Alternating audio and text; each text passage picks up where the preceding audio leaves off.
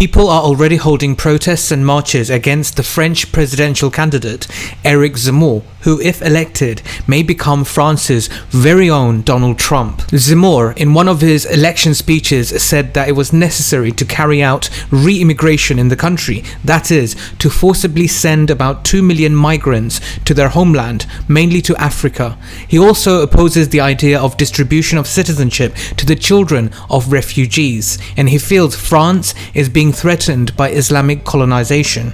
All this, coupled with the statement about the need to put an end to the propaganda of LGBT values, brought thousands of French, calling themselves anti-fascists, to protest against Zammour. The demonstrators were so organized and aggressive that the French police were forced to use tear gas. Whether their actions were spontaneous or whether interested political forces are hidden behind the coordinated tactics of the protesters, it's not known for certain.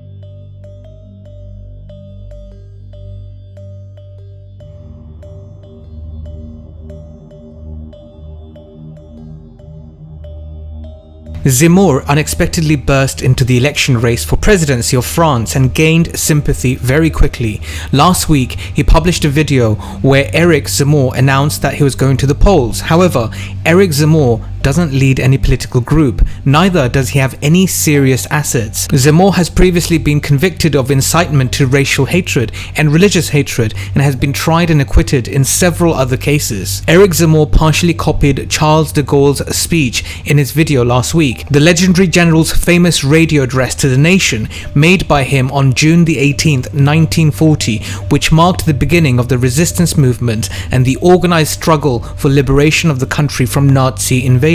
Éric Justin appeared on the screen in the form of a man who 80 years ago united the people of France, created the Fifth Republic and earned the name of the Father of France before the people. A sheet of paper in hand, the interior of the office and a microphone on the table sent the viewers back to the moment that marked the beginning of the country's revival. Éric Justin's political debut was just made so brilliantly. But who is he? Who is Éric Justin?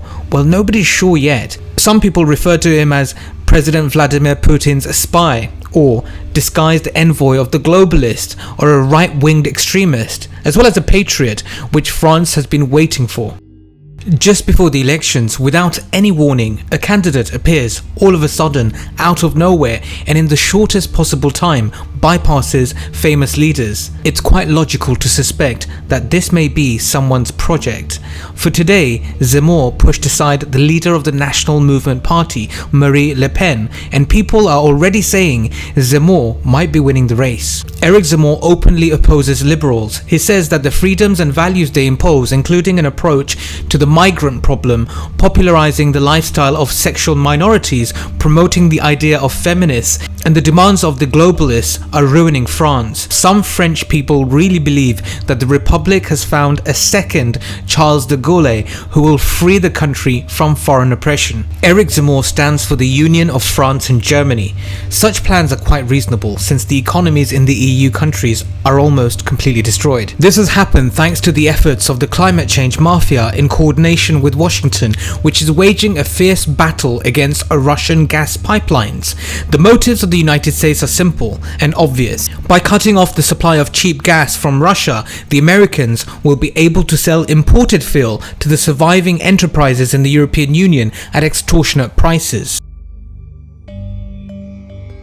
Éric Justin says both Paris and Berlin must leave the European Union. According to Zammour's plans, Russia will become a worthy partner in the development of these countries, which seems extremely suspicious because how can a European politician be so frank? After all, he must understand the United States will do everything possible to prevent him from coming to power. My friends, so far I can say with confidence that Zammour's dramatic entry to the French elections has divided society.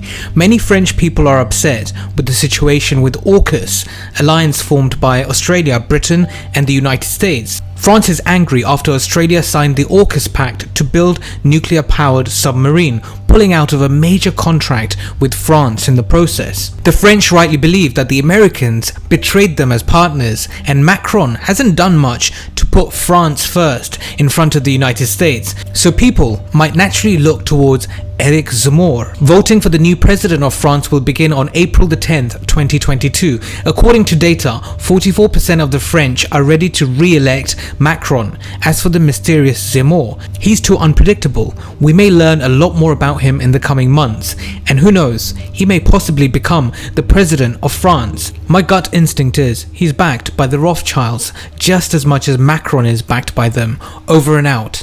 Великой победы! Ура!